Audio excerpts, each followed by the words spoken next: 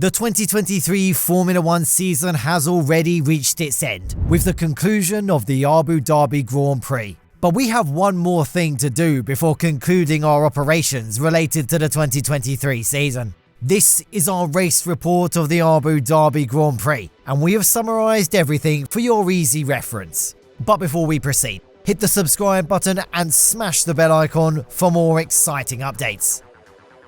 During the first practice session, teams offered the opportunity for youngsters from F2 and F3 to feel the taste of a real F1 car. Russell topped the timesheets, and the Aston Martin reserve driver Felipe Drugovich was the best out of the rookies, recording a second best time. Other than the Brazilian, Robert Schwartzman was the only other youngster who was able to break into the top 10. Current drivers returned to action in FP2, familiarising themselves with the Abu Dhabi race layout. Both Sainz and Hülkenberg experienced heavy crashes in the session, obstructing the normal flow of the session twice. This time Leclerc topped the timesheet, and he was closely followed by Norris and Verstappen. Drivers came back to the track on Saturday morning with the aim of fine-tuning their cars ahead of the final qualifying session of the season. Mercedes and some of the Mercedes-powered customers appeared to be the fastest in the session. George Russell was the first to top the timesheets with the best lap of the weekend up to that point. Behind him, the McLaren duo and Alexander Albon of Williams also demonstrated the real pace of their cars. However, the Ferrari duo appeared to be struggling a little bit relative to Mercedes-powered cars. Red Bull didn't reveal the raw pace of their cars, staying in the middle part of the timesheets. The final practice session ended, giving some hints about a competitive qualifying session. Since the start of qualifying, all the drivers were busy in setting the lap time to move out of the drop zone. Big names like Perez, Sainz and Piastri were trapped at the bottom of the timesheets in the initial stage. Piastri was the first to move out of the bottom. Even though Perez and Sainz tried to escape out of the drop zone with their next attempt, their lap times were good enough only to sit at the margin of the drop zone. But in the final stage of Q1, Perez broke into the top of the timesheets, moving out of danger of being knocked out. However, Sainz was pushed back to the drop zone by Gasly in his final attempts, so the Spaniard was knocked out alongside Magnussen, Bottas, Zhou and Sargent, who didn't take part in qualifying. Q2 was much more competitive, and drivers were improving their lap times to book their places in Q3, but Mercedes appeared to be trapped in the drop zone till the final stage of Q2. However, Russell moved from the bottom of the standings to the 4th spot of the timesheets in his final attempt, pushing his teammate into 11th spot of the timesheets. So, Hamilton was knocked out at the end of Q2, alongside with Ocon, Stroll, Albon and Ricciardo. Verstappen appeared to be delivering some quick laps around the circuit since the start of Q3, and Norris closely followed him with a gap of milliseconds, eyeing at pole position of the last race of the season. Perez then improved his lap time to raise his position up to 3rd, but he was beaten by Piastri within a shorter time interval with a much improved lap time. Then Russell also beat Perez, improving up to 4th spot. Piastri beat his teammate into 2nd spot of the starting grid at the final stage of Q3. Meanwhile, Alonso also improved his lap time up to 4th, taking the maximum out of his AMR 23. Leclerc, who remained at the bottom for a longer period, suddenly broke into the top with a lap time good enough for the 2nd spot. Perez, who dropped down to 9th spot, made a good comeback in his final attempt, with a fast lap good enough for 5th position. But his lap time was deleted for exceeding track limits, pushing him down to the previous position. Meanwhile, George Russell got a huge improvement from 9th to 4th with his final flying lap. In that way, Verstappen recorded the 12th pole of his F1 career in the final race of the 2023 season. Behind him, Leclerc, Piastri, Russell and Norris reserved the top 5 spots of the starting grid, Tsunoda and Alonso in 6th and 7th respectively. So, the last 3 positions of the top 10 were reserved by Hülkenberg, Perez and Gasly. The final race of the 2023 season started with a Red Bull and a Ferrari in the front row, and both drivers got a good start. However, Verstappen used all his skills and the pole position advantage to take the race lead. But the Dutchman was under the continuous attacks of Charles Leclerc, who was running behind him.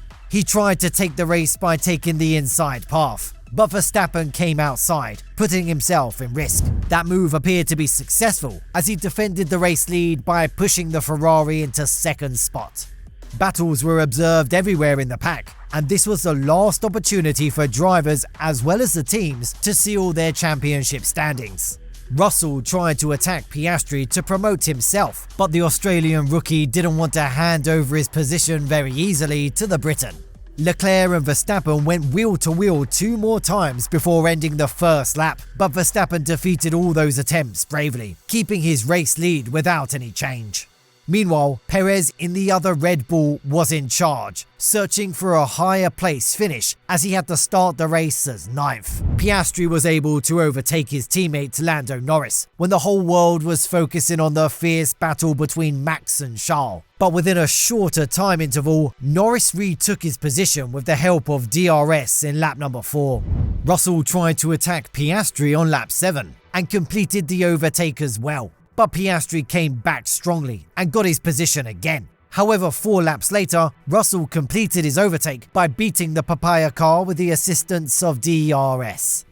On lap number 15, Norris, who was running 3rd, entered the circuit with the aim of getting a new pair of rubber. But his pit crew made a costly mistake, opening the opportunity for Russell to overtake him inside the pit lane. In the same lap, Hamilton went into the back of Gasly's Alpine as the Frenchman experienced a sudden lockup, obstructing the Mercedes driver. It appeared to damage the front wing of Hamilton, as video footage clearly showed some kind of debris coming out of the number 44 car. Perez, who was improving step by step, made a clear overtake against the slow-moving Aston Martin of Fernando Alonso into 6th position. 3 laps later, he repeated the same type of overtake against Piastri as well. The McLaren didn't have enough pace to stop that fast-moving Red Bull challenger. On lap 37, Hamilton started to attack his former teammate Fernando Alonso. The Aston Martin clearly lacked the straight-line speed, but Alonso once again used his big brain to turn that weakness into a strength. He slowed down his Aston Martin and allowed Hamilton to pass before reaching the DRS zone. Then, the DRS was activated as his car was behind the Mercedes and retook his position. The lack of pace was not a big matter for Alonso, as he used all of his experience to pass Sainz in lap 46. 1 lap later, Perez, who was searching for a podium finish, tried to overtake Norris, but it ended up as a contact between the two, pushing the McLaren driver off the road into the runoff area. After a thorough investigation, Perez was offered a 5-second penalty for causing the collision. Meanwhile, Hamilton tried to beat Sainz in the same lap, but his first attempt was not successful, as the Ferrari driver defended against the former champions very easily. But the Briton didn't give up easily, and attacked the Scuderia challenger in the immediate lap, moving to 9th position. Regardless of the mistake that he made in the previous lap, Perez attacked Norris on lap 48. This time, the overtake was clean and clear. He was running with a 5-second time penalty, so the Mexican needed to record the best possible finish to compensate that big loss at the end. When there were 4 laps to go, Perez made a very fast move against Russell to promote himself to the last podium finish. He further attacked Charles Leclerc, making a Red Bull 1-2 for one more time in the 2023 season. In the last moment, Hamilton tried to overtake Tsunoda, but the Japanese driver came back strongly and retook his position. Verstappen crossed the line, recording his 19th victory of the 2023 season, and it was a feat never touched by any other racing drivers. On the other hand, Red Bull won all of the Grand Prix races this year except one race. So, the RB19 should be the greatest F1 car ever built, as none of the other F1 challengers came close to the statistics set by this great machinery. Even though Leclerc ended up on the podium, Sainz was unable to collect at least a single point in the final race. So, that helped the Mercedes drivers to create a 3-point gap over the Italian racing outfit, sealing the runner-up spot in the constructors' standings. That, my friends, is how the final race of the 2023 season unfolded. We have a big break until March 2024, but we are not going to let you feel lazy. Stay tuned with Total F1. We are going to bring you the most interesting F1 news and facts throughout this long break. Thank you for watching the video. If you enjoyed the video, subscribe to the channel to get more exciting Formula 1 news. See you in the next video, guys. Goodbye.